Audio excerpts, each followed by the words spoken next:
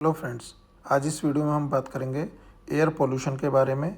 आपसे गुजारिश है, अगर हमारे चैनल पर नए हैं तो चैनल को सब्सक्राइब ज़रूर करें और इस वीडियो को पूरा देखें। What is air pollution? Air pollution का मतलब हम जो एयर ब्रीथ करते हैं उसमें हार्मफुल सब्सटेंसेस जैसे गैसेज, केमिकल्स और टिनी पार्टिकल्स का मौजूद होना। मोस्ट डेंजरस पोल्यूटेंट्स ये होते हैं PM2.5 एंड PM10। ये फाइन डस्ट पार्टिकल्स होते हैं जो लंग्स में डीप तक जाते हैं। Nitrogen oxides, sulphur dioxide, carbon monoxide, ozone, lead, heavy metals और volatile organic compounds. How polluted air enters our body? ये टिनी पार्टिकल्स और गैसेज हमारे शरीर में नाक और मुंह के द्वारा सांस लेते वक्त एंटर करते हैं। PM2.5 इतना छोटा होता है कि ये लंग्स से ब्लड स्ट्रीम में और हार्ट, ब्रेन और दूसरे ऑर्गन्स में पहुंच जाता है। What is AQI? Air quality index level हमें एयर में पोल्यूशन के लेवल को बताता है। जितनी AQI वैल्यू बढ़ेगी उतना हमें सांस लेने में दिक्कत होगी, हमारी सेहत ख़राब होगी। AQI वैल्यूज़ का हेल्थ पे कितना इफ़ेक्ट होता है वो जानते हैं। 0 से लेकर 50 अगर AQI वैल्यू है तो हेल्थ के लिए गुड होता है। 51 से लेकर 100 तक अगर AQI वैल्यू है तो हेल्थ के लिए मॉडरेट होती है। 101 से 150 तक अनहेल्दी फॉर सेंसिटिव ग्रुप्स के लिए होती है। 151 से 200 अगर AQI वैल्यू है तो अनहेल्दी सब ग्रुप्स के लिए होता है। 201 से 300 वाला जो AQI वैल्यू है वो वेरी अनहेल्दी होता है। 301 से लेकर 500 वाला AQI वैल्यू है वो हजार्डस माना जाता है। शॉर्ट टर्म हेल्थ इफ़ेक्ट्स जो इमीडिएट इम्पैक्ट जो होते हैं कि किस सिस्टम में क्या सिम्टम्स हो सकते हैं। रेस्पिरेटरी सिस्टम में कफ होना, थ्रोट इरिटेशन होना, रनिंग नोज़ होना, चेस्ट में टाइटनेस होना और वीजिंग होना हो सकते हैं। आइज़ में बर्निंग, वाटरिंग और रेडनेस हो सकती है।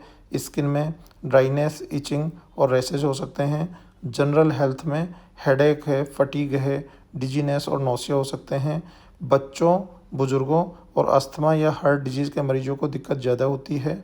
लॉन्ग टर्म हेल्थ इफ़ेक्ट्स जो होते हैं जो कि क्रॉनिक एक्सपोजर से होते हैं, उसमें क्या सिस्टम पे क्या इफ़ेक्ट होता है।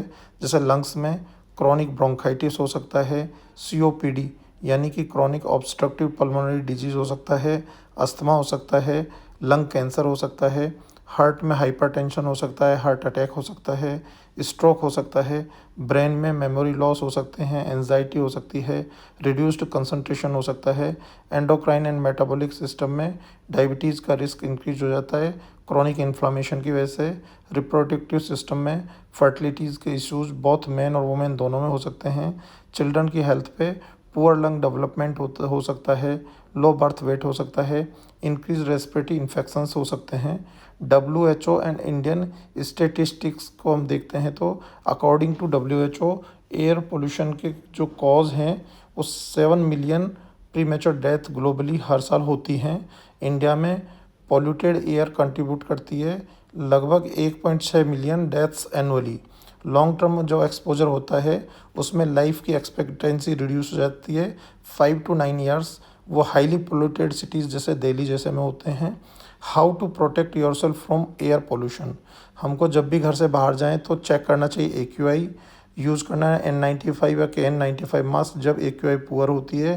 विंडोज़ को क्लोज रखना है जब स्मोकी डेज होते हैं। यूज़ करना है घर के अंदर एयर प्यूरीफायर अगर पॉसिबल है। हमको हाइड्रेटेड रहना है और एंटीऑक्सीडेंट रिच फूड जैसे कि जिसमें vitamin C, omega 3 fatty acid, fruits और वेजिटेबल्स वगैरह यूज़ करना है। हमको आउटडोर में एक्सरसाइज जो सर्दियों में, विंटर्स में मॉर्निंग इवनिंग की हम लोग करते हैं हाई पोल्यूटेड आवर्स में, वो अवॉइड करनी है। हमको ट्रीज़ लगाने चाहिए। हमको व्हीकल का यूज़ कम करना चाहिए जो कि कलेक्टिव स्टेप्स हो सकते हैं जो कि लॉन्ग टर्म में हेल्प करते हैं। उम्मीद करता हूँ ये वीडियो आपको पसंद आया होगा। अगर हाँ तो इसे लाइक करें, अपने फ्रेंड्स को शेयर करें, हमारे चैनल को सब्सक्राइब करें, बेल का आइकन को प्रेस करें। आज के लिए बस इतना ही। जल्द आपसे मिलते हैं एक नए वीडियो, नए टॉपिक के साथ। तब तक स्वस्थ रहें, अपना ख्याल रखें। Thanks for watching this video.